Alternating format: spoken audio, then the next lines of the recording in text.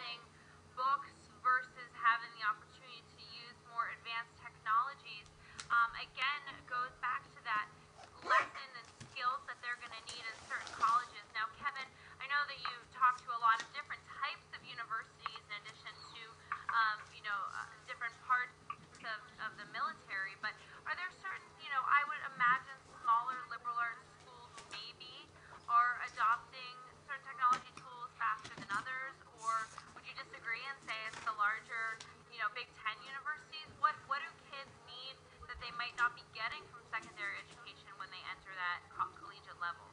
Yeah, that's a big question. I think that one of the things that we talk about a lot that I would like to see taught early, and again, there are absolutely really exciting bright spots where teachers are doing this on Twitter, and you can see their work, and Cool Cat Teacher and Will Richardson, and names that are popular in these spheres. Tom Whitby certainly is out there promoting these case studies, talking about these case studies, exploring them, spreading the messages. So I don't want to sound negative. They're incredible bright spots. But the idea of teaching students how to be public, the focus in higher education is still this idea about privacy, and a concern about FERPA and legal issues. And there's a lot of confusion about what FERPA actually means on the side of the schools.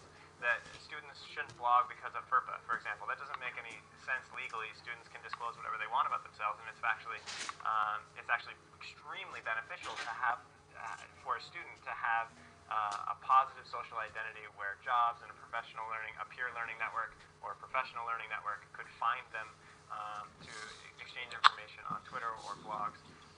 And so to the degree that students are ready to do that sort of connecting between classrooms globally in high school, I think that that's a really exciting thing that high schools could teach, this idea about connecting and sharing and going outside of the school and looking to the internet and people and networking to find their information. To the degree that they can begin that process in high school, that's going to help them be even more successful when they get to college, because colleges are starting to open up across the globe, and that's been a huge movement.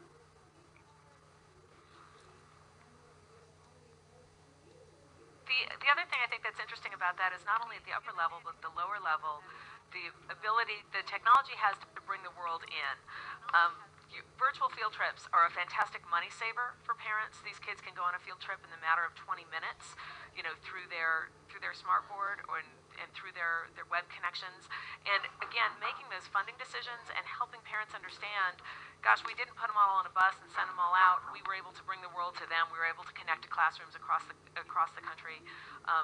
In the high schools, they're doing quite a bit with social service and social action across the internet. And I think those are all very exciting ways that again, if you can tell the message to the parents about the benefit their kids are getting, the more they'll get behind these kind of wonderful implementations.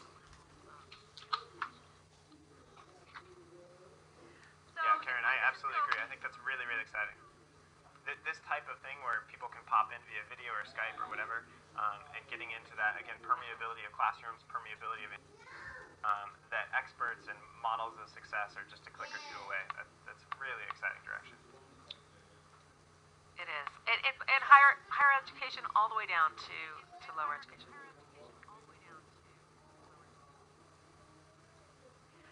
So my next question would be, going back to COPA and Kevin, what you said, talking about social media in the classroom, is it being used? I see a note in the chat from New Jersey Brand about virtual field trips and the ability to have more accessibility. And Karen, I know that you and I have spoken about this in terms of bringing technology and what can be done, especially around the new Google Translator and Google Captioner. But I guess, Kevin, could you jump in and just talk a little bit about how you see social media being used in the classroom? Yeah. So starting from higher education, that's where I spend most of my time. So in higher education, I think it's a similar thing where there's a massive disaggregation of tool sets.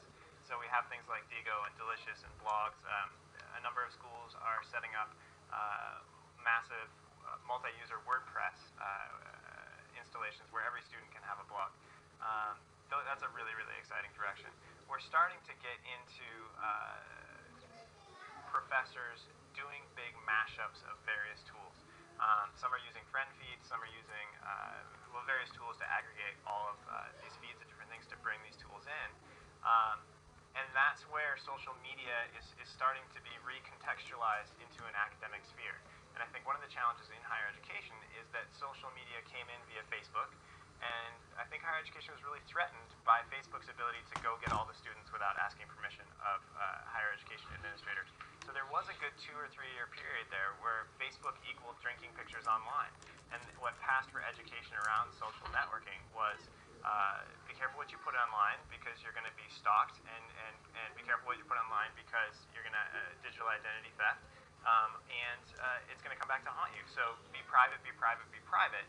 And we're just now seeing some brave, I shouldn't say just now, in the last 2 years, we're seeing brave professors, innovative professors, Howard Rheingold, Michael Wesch, all these folks, giving us amazing case studies of how to take these tools and make them academic and make them into a context that is exploratory, it is reflective, and it is connective, and all these things. So higher education is able to move away from this drinking pictures slot that social media was fitting in for a long time. I guess a follow-up to that would be how we envision technology continuing to be used. I see Tom Whitby had the question, how do we get higher education professors to get beyond PowerPoint as a pinnacle of technology in education? And I guess one of the parts that I find really interesting is, when you create a PowerPoint, it's visual, but it's really a one-way display where students of any level are learning something versus being in a virtual scenario. I would almost use the example of, yes, there's Skype, but even this type of chat that we're in right now where, it's not perfect and it's a new technology, but we're willing to adopt it to say, this could be a really interesting way for people around the country to connect over a topic that they're passionate about. And I guess I would ask Adelma, what do you see, or when somebody says to you in terms of Promethean, well, we could get an active board on wheels, or we could just do a PowerPoint and wheel it, or we could just do it on a projector and do it on an overhead. How do you get them in that mode where they're willing to say, okay, we see now the benefit in adding in this extra technology piece? The engagement, okay? We can use a PowerPoint, but then you have the teacher teaching to the students. Students have a lot to say, they have a lot to share, they can participate. So when you're talking about an interactive whiteboard, you're talking about engagement. We have to get away from that PowerPoint presentation. As I mentioned before, these students are going home to all the technology at their fingertips.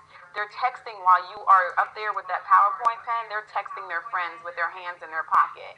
You just can't see them. So we have to engage them. If we don't engage them, we will lose them. I have lots of nieces. So I have a niece that's 14, and one day she's texting me in class, and I'm like, what are you doing? She's like, I'm bored. And I'm like, you're going to have your phone taken away from you. And she goes, oh, she can't see me. My hand's in my pocket. So we have to engage them or we will lose them.